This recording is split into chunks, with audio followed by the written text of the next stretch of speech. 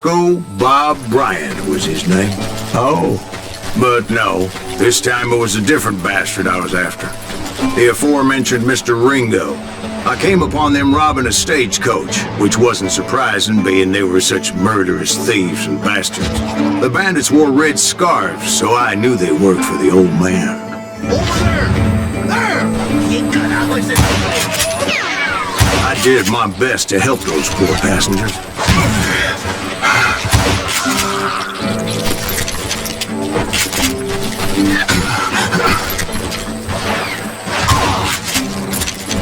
Moments later, the attackers were dead, and I checked the stagecoach to see how many passengers were still breathing.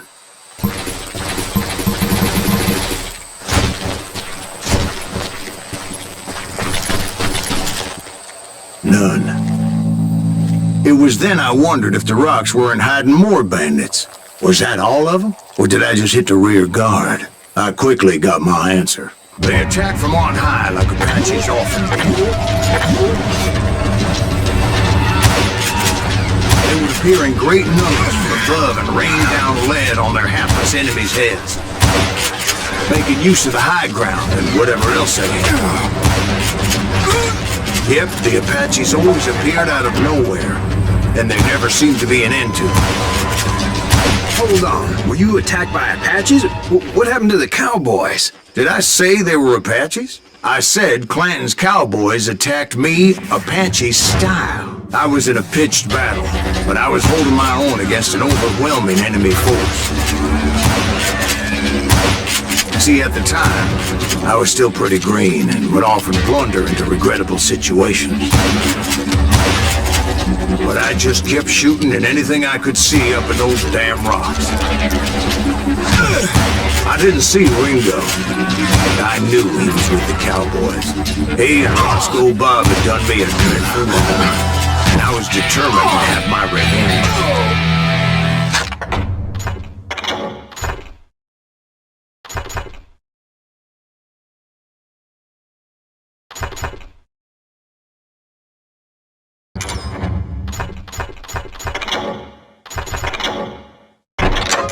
To get to Ringo, I knew I'd have to fight my way past these other assholes first.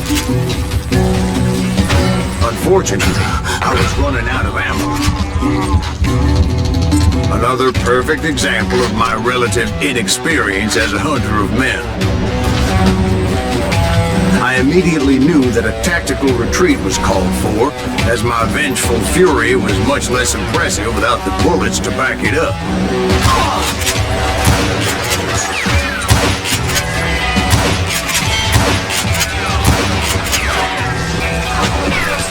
Finally, they managed to corner me. Trapped as I was, the odds of my survival seemed pretty slim. Luckily, serendipity was on my side as I suddenly spotted a way out of my predicament.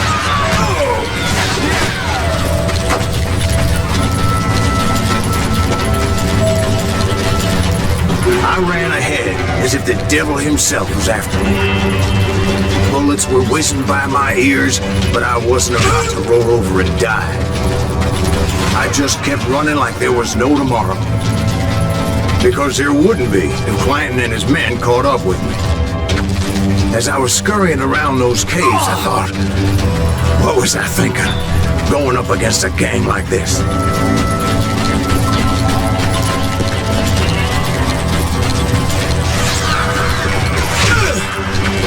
I just kept running, not knowing where the hell I was going. And that's when something miraculous happened.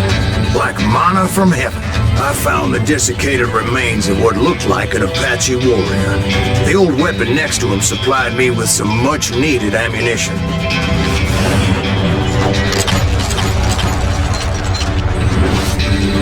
Bat Masterson once told me it was more important to be lucky than good, and he would know.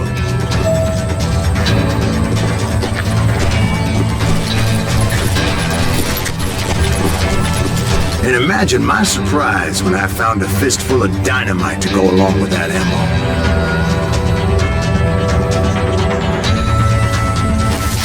That stroke of good fortune evened the odds and bolstered my confidence. It was time to turn the tables. Time for the prey to become the prey. Time for the hunted to become the hunter. Time. All right, Jesus, we get it. They were right where you wanted them. That's right, Jack. I was done running. And the old man's boys were not expecting that. No, sir. I came at them like a wildcat. My fury knew no bounds.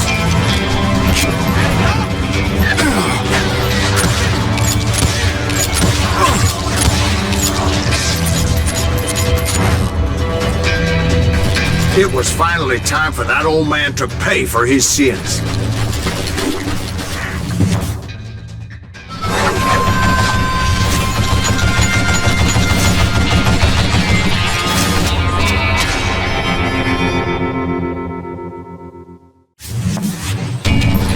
I yelled out at the top of my lungs, "Clanton, I'm coming for you!"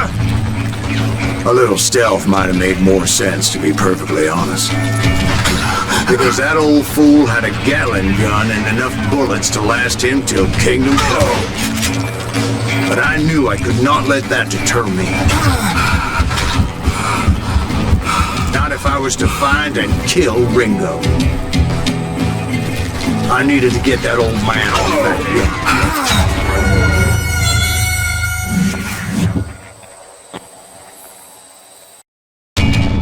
But I knew I could not let that deter me. Not if I was to find and kill Ringo.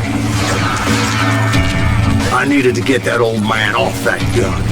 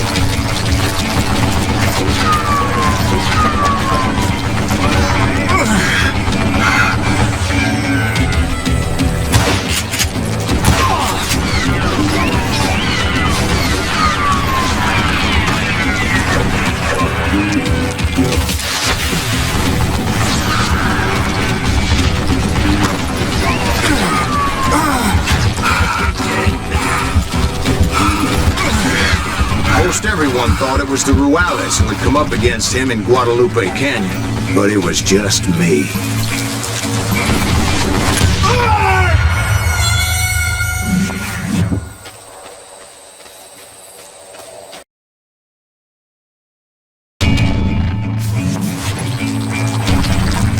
You're gonna need a dust pad!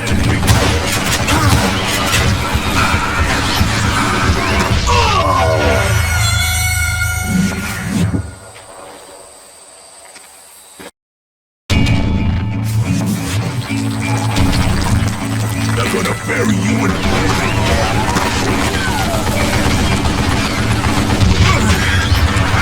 so I gotta reload it,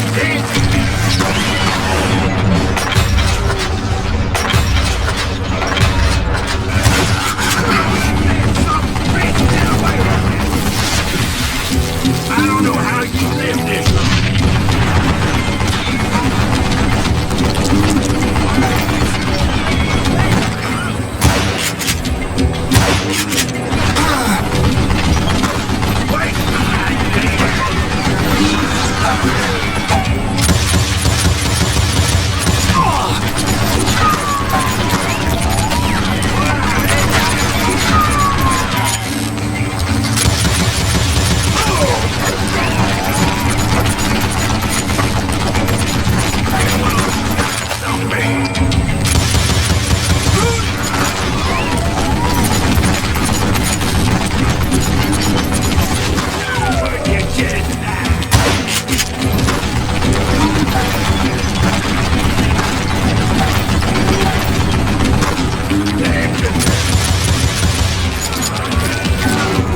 Apparently, one of the cowboys made it out of there alive and told Ike and Billy Clanton that it wasn't a Mexican who took their father's life that day.